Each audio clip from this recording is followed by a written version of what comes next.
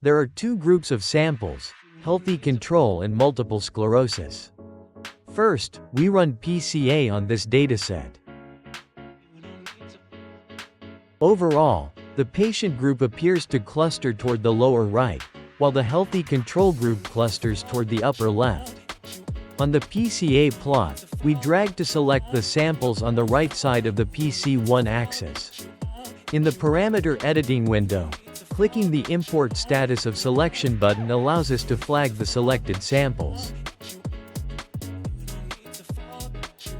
In the Setup Dataset tab, we assign a color to the flag we just created, PC1 Outlier, to make it easier to see.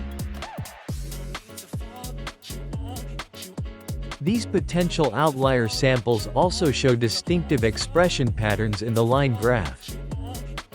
By sorting the parameter table by the PC1 outlier column and grouping the flagged samples together, the histogram on the right shows that these samples have a narrower dynamic range.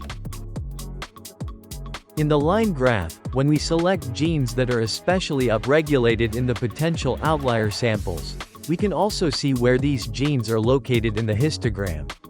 These genes show low values in samples with a wide dynamic range, but in samples with a narrow dynamic range, they may appear higher due to distortion of the distribution.